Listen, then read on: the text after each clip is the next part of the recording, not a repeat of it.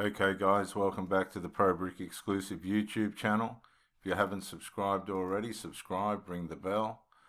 If you like the video, press like guys for the algorithm and share the video if you think it's going to help somebody out. Let's go guys. Plus size dating. Let's talk about it while I put some makeup on. First off, let me start by saying that dating is hard and a very vulnerable thing, no matter what size you are. Let's start. So there you go again. Hard. You'll always hear the word hard, difficult, struggle. They're not doing it easy, guys. Christian girl.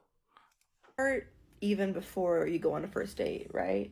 The hype leading up to it. You constantly fixate on, are they going to think I'm fat? One thing I've learned that's helped me switch my mindset with this is that just like you have a type, you are somebody's type. Let that sink in. Which I understand is hard to come to terms with because we've been told our whole life that our body is not lovable.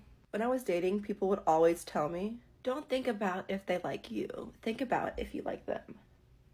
Like, I don't want to hear that. To me, that wasn't helpful in any way because you physically cannot help but worry about if they like you.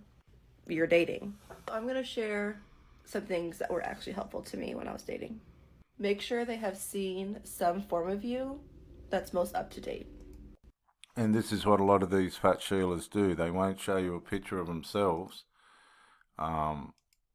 in the real. You get out there and you meet them and it's just a shock. But this girl's trying to be transparent. You got to take your hat off to her. But the problem that she's got is she can't meet a bloke that's going to hang around. The blokes won't stay. They just run them through and keep moving. And it really destroys them.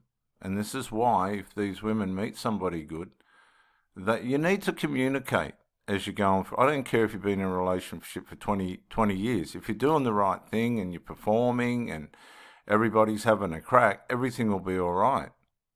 But a lot of these girls don't pick the right blokes. And they'll stay around for 10, 20 years, only to end up wasting that time while the person that they've been with goes on with their habits.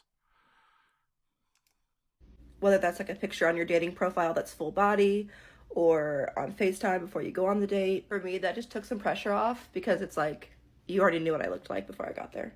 Also, this might seem super simple, but wear a color that does not show sweat. Because you're going to be nervous and you're probably going to be sweating. And the last thing you need to worry about is if your sweat stains are showing. See, this is, guys, this is how hard it is for them, right? It's not a matter of how attractive they are.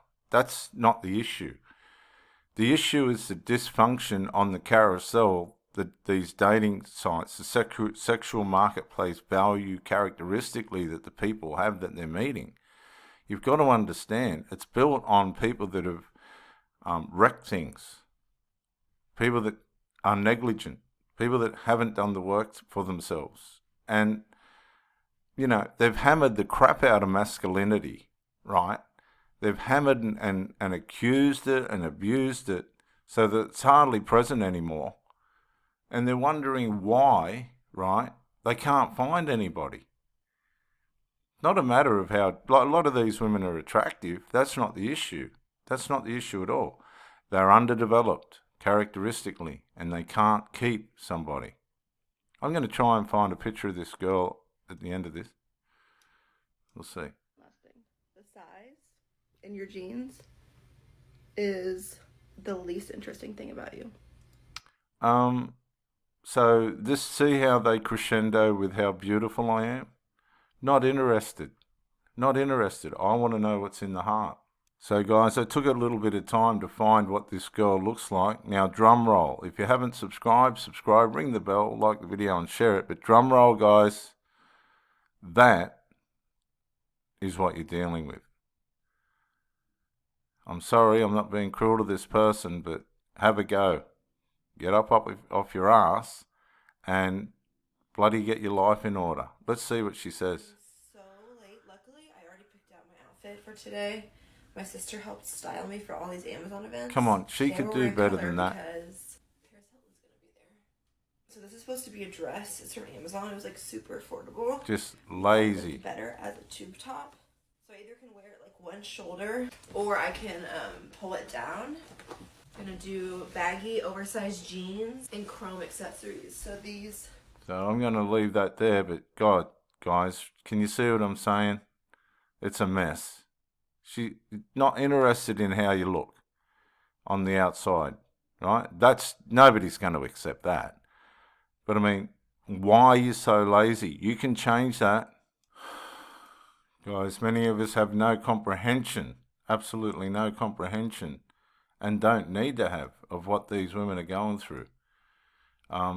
Don't think that they're going out there after they've dumped you and chucked you to the curb that it's easier for them. I'm telling you, it's not. So when people say they're on the market at 53, I'm more likely on the clearance rack than anything else. Get that? See? Nobody wants her. She's on the clearance rack, man. She's had it. That's it. It's over for her. They get old and nobody wants them. Guys, all I'm trying to say to you is it's not what you think. It's not. It's a nightmare out there for these women. Focus on yourself. Focus on yourself in terms of becoming better in your character, becoming better in your health, becoming better all around for yourself, guys. And let them sort themselves out, because they're not. They're really not.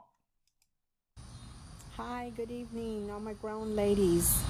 So, dating after 50 is much harder than I thought it was going to be.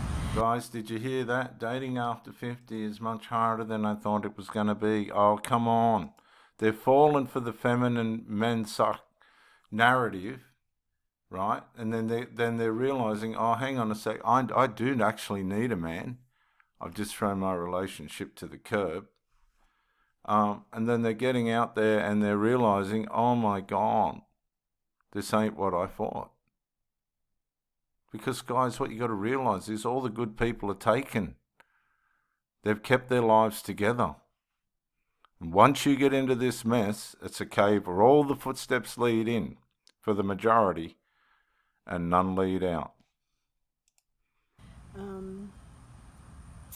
There's so many obstacles. I'm not sure how to get around it. Do I continue? I don't know, seriously. That's the thing, see? Here's another one, limbo. Remember the word limbo. You women that are watching this, don't end up in limbo. Fix what you have. If it's not the other person's fault, if your character ain't running right, fix what you have. Because once you get on the carousel, the carnival, you're dealing with a pack of clowns that can't get their life together, including women, guys. Make plans with someone and then they cancel last minute, no advance notice. Guys still living at home with a wife, but they're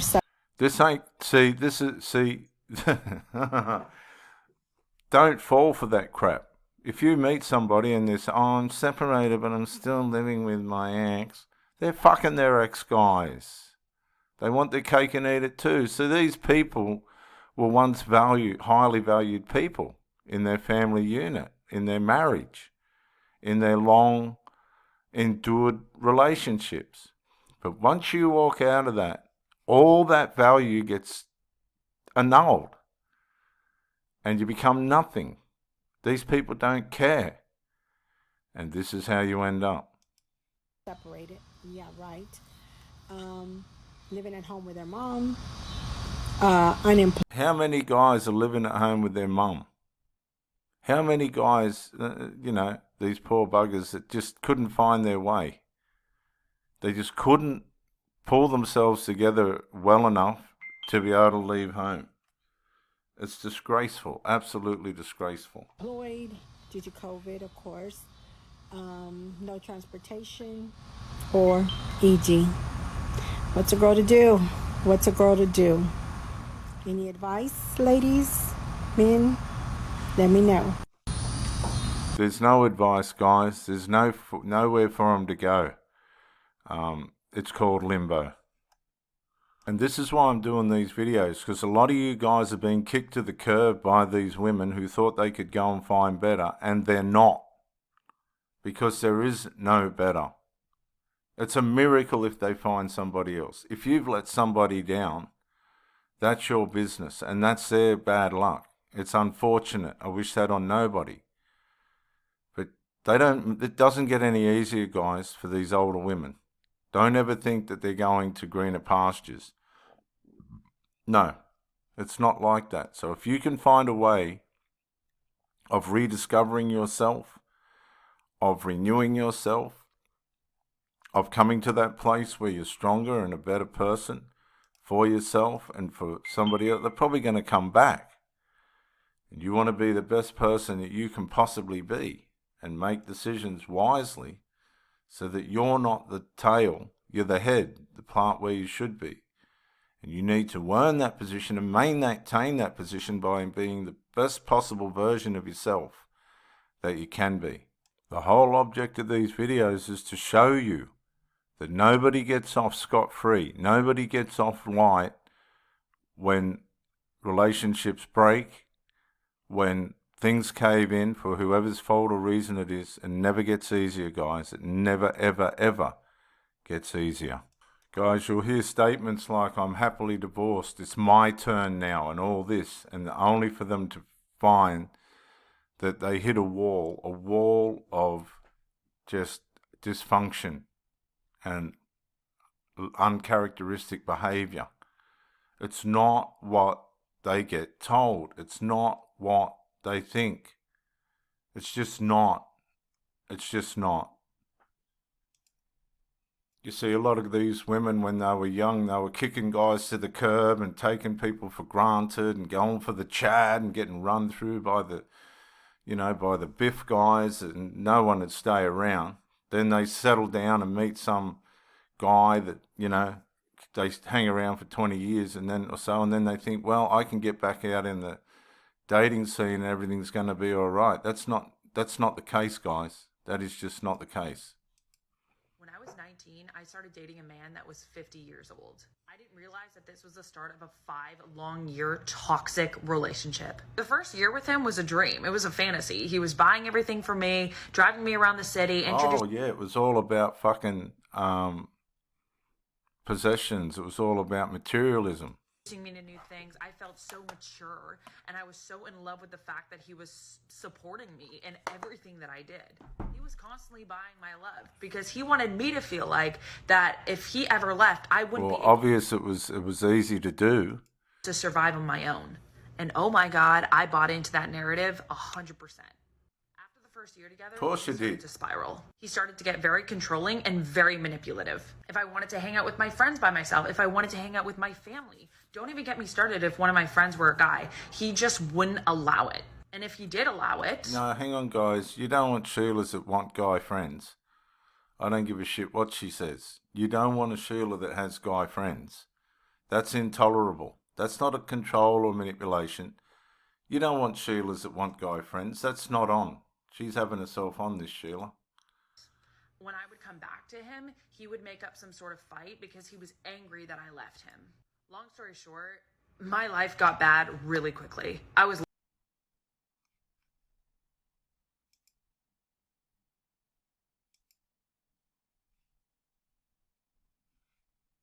There was a bit of a technical hiccup with that one, but her life got bad really quickly because it didn't suit her the way in which it was forming. The guy was trying to settle down with her and she wasn't going to have it, guys. Just wasn't going to have it. Well, thank you for joining me on this video.